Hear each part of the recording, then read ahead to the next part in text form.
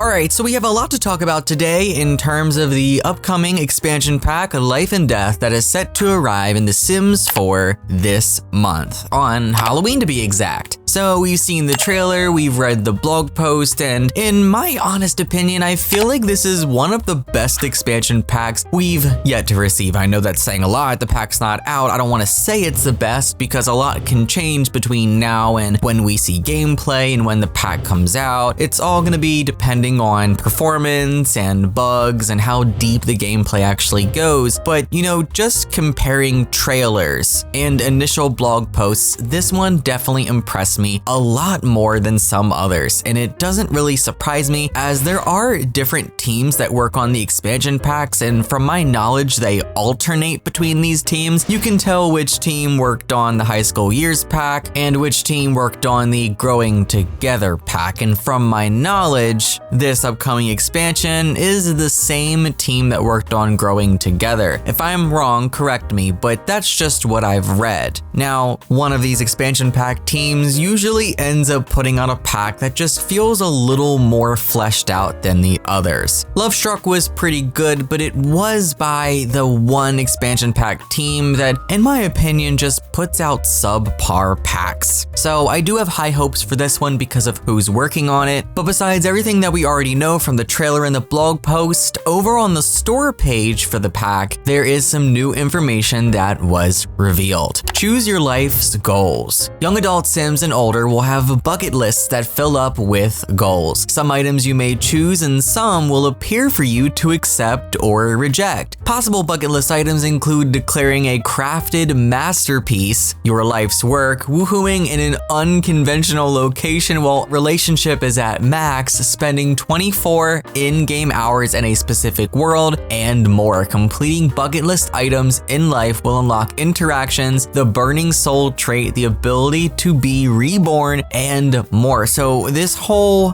bucket list system sounds really interesting. I hope it's not something that they abandon in the future because honestly it feels like they've kind of abandoned a lot of stuff that they've introduced into the game. The whole wants and fears thing has kind of fallen off a lot. Maybe they still add stuff in, but you don't really hear about too much of anything being added in there. This whole bucket list thing honestly really piques my interest because it reminds me a lot of the lifetime wishes from The Sims 3. So we're gonna have our aspirations, now we'll have our bucket lists, we have milestones from Growing Together, so a lot of really cool stuff, and I honestly hope that some of this even works together. There better be a lot of cross-pack compatibility. Complete your unfinished business. If a Sim dies with incomplete items on their bucket list and becomes a ghost, those items will become their unfinished business. Completing the items will then unlock the options to either move on or be reborn, though you may also choose to have them remain as a ghost. So I like that even if they die, they have unfinished business, which you can choose to take care of. The fact that they're like overhauling ghosts and adding this whole new system to ghosts honestly is really exciting. Just overall, this expansion pack theme is really unique. I don't think we've had something like this done before. And I feel like, you know, with The Sims 4 probably going for God knows how many more years, the fact that we have a lot of the essential packs out of the way, some of the stuff that we're gonna see in the future probably is gonna be more up this alley. And I'm not gonna complain about it. Start over. Completing their bucket list or unfinished business will give a Sim the ability to be reborn. They will be submerged in Ravenwood's baleful bog before you're taken into cast. The reborn Sim's age and appearance will both be customizable, and you can also choose which household your reborn Sim will join and what the relationships will be. For example, you could insert the reborn Sim into the Goth family with Bella and Mortimer as their parents. Yeah, I mean, since their soul is technically being reborn and put into a brand new Sim, it is a new Sim, but since it's technically a reincarnation, you get the choice of assigning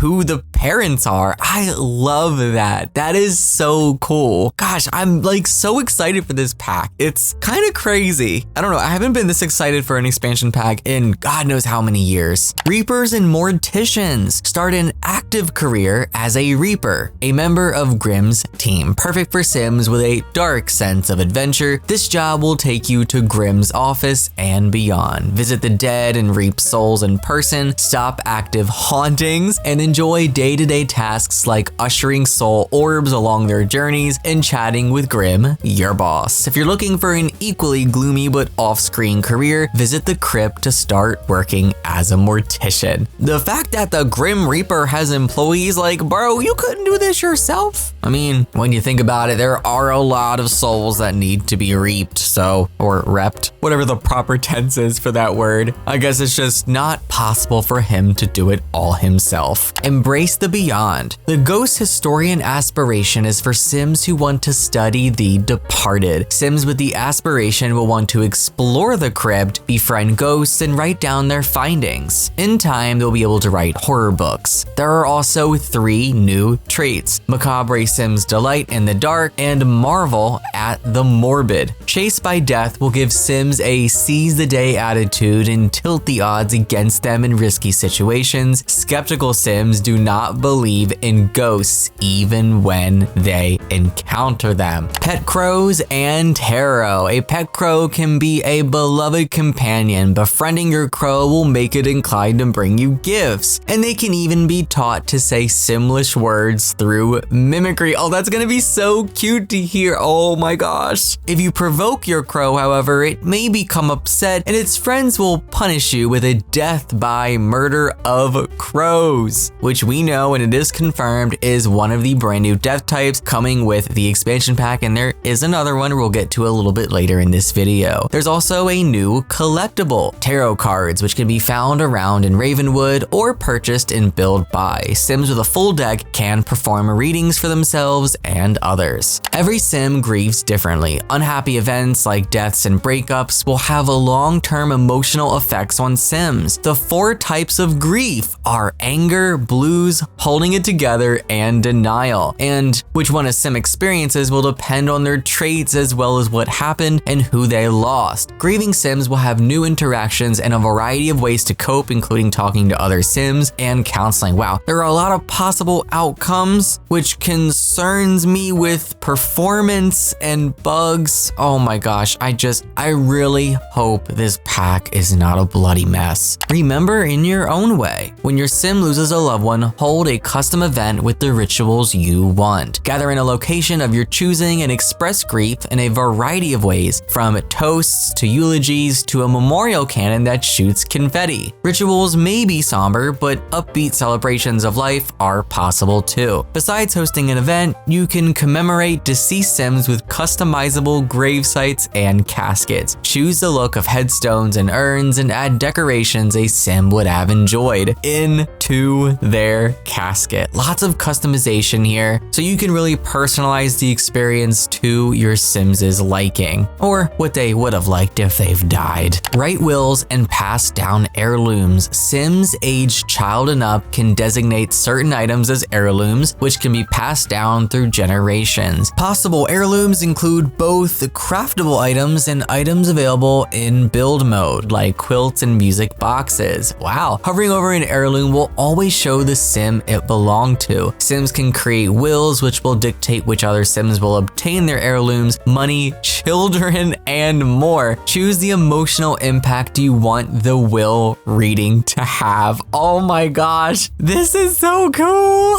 I'm so excited. How will you haunt? You can be a very friendly ghost and help out around the house you're haunting, cleaning messes and fixing broken items. This will earn you goodwill essences. You can also embrace the fiendish fun of scaring living Sims to earn fear essences. Both types of essences can be sold for simoleons. Ghosts need money too. Gosh, there is gonna be so much gameplay for ghosts. Visit the dead. Crypts can hold the urns of up to 20 Sims, but they are more than just a final resting place. The living can visit to mourn, nap, woohoo, or join the mortician career. I am sorry. If you're going to a crypt to woohoo around a bunch of dead Sims, straight to hell you go. That is just crazy. Eerie adventures are also waiting. Make careful multiple choices, and you could find treasure or something less pleasant. Cemeteries are a common site for grieving rituals. Ghosts often spend time there, and if you encounter the grave keeper at night, he might share a frightful tale. Cemeteries can be created and placed in any world, which we will go over a little bit later in this video in the Sim Guru Q&A, but this makes me very happy. They're not like schools from the high school years expansion pack where they're just tied to one singular world. You'll be able to make them in any world with a lot type, and I'm assuming we're going to be able to share them on the gallery too. People, places, and poltergeists. No trip to Ravenwood will be complete without a trip to the Baleful Bog, a larger river with supernatural powers. Sims can go here for an out-of-body experience. Ghost Sims or Sims who are close to death can visit the Baleful Bog to be reborn if they've completed their bucket list / unfinished business. You can also visit Alice's dead tree to get a quest from the Ghost Mother, adventure in a haunted house, meet Grimm in the garden ruins, encounter the frightening Edith in the village, and more. And lastly, grow your power. Power progression for ghosts has 5 tiers split between good and evil lanes, as well as a 4-tier neutral track in the middle. As you work to become the best or worst ghoul you can be, you'll unlock powerful abilities. Make sure to watch your stamina gauge. You'll get more see-through when you're low on energy. The ultimate ability of the good track is Benevolent Blessing, and the ultimate ability of the evil track is Otherworldly Curse. So a full-on system for ghosts like we have with vampires and werewolves that is a part of this expansion pack, but also includes several other things. They could have literally just made this a game pack, but this is just one of many other things in an expansion. And this is why I have been saying that this is what expansion packs are made of, real expansion packs. This is what every single one should be like. That's not it though, guys. We also have some Twitter Q&As from, of course, Sim Guru Ninja and Sim Guru Connor. Now, if you watched the trailer, did you notice the little pieces and holes on the roof? Well, that is coming with the new pack, and Sim Guru Ninja writes that it's one of his favorite build buy items. So if you're a Sims builder and you like adding those small, tiny details to your builds that really make it pop and come alive, this is for you.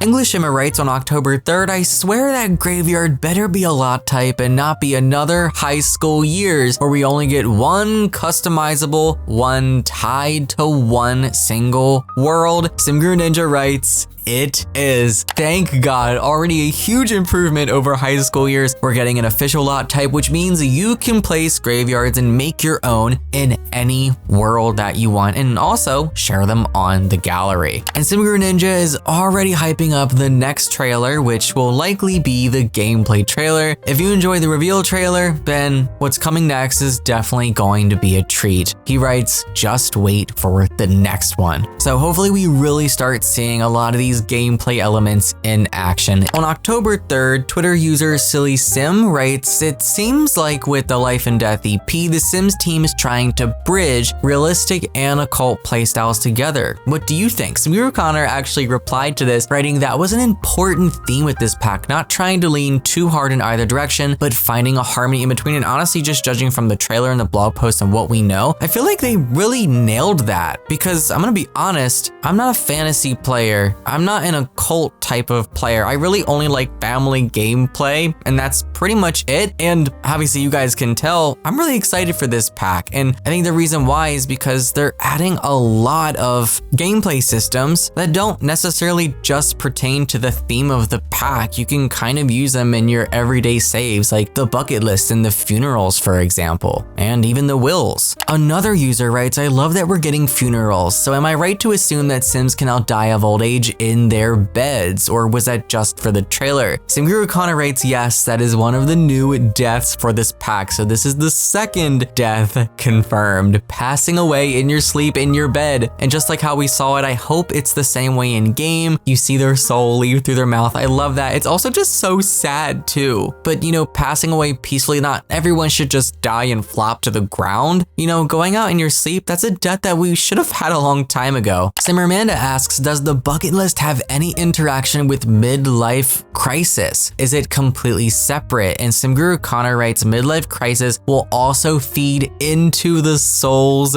journey as well. Oh my gosh, this sounds exciting, but I just am really worried about bugs. You know, sometimes it seems like the most simplest of game features end up not working properly, so the fact that we're getting all these new systems and they're working together with old systems definitely has me worried. And if you're cautious, I think it's definitely okay to be cautious. You know, we have every right to be, given the track record. And last but not least, Sim Guru Connor writes that he thinks it was mostly inspired, the world of course, by Romania, but maybe an amalgamation of other places too, which definitely makes sense. That's going based off of speculation from letters the EA creators received from the Sims team, with the writer of that letter having a Romanian last name. Share your thoughts on all of this down below and what you think of the Sims 4 Life and Death expansion pack. Is it piquing your interest? Are you not interested? I don't know, the more I learn, the more I get excited for this pack. It's definitely one that I'm gonna be picking up and checking out. And you know, I don't buy packs like that too much anymore. I bought the artist kit recently, but other than that, it's been a minute since I've actually bought an expansion pack. So it's gonna be a change of pace for me, but that's gonna be all from me for now, of course. That is until there is more, and when there is, I'll bring it to you as soon as possible. Thank you so much for clicking and watching. Take care and happy life simming. Bye guys.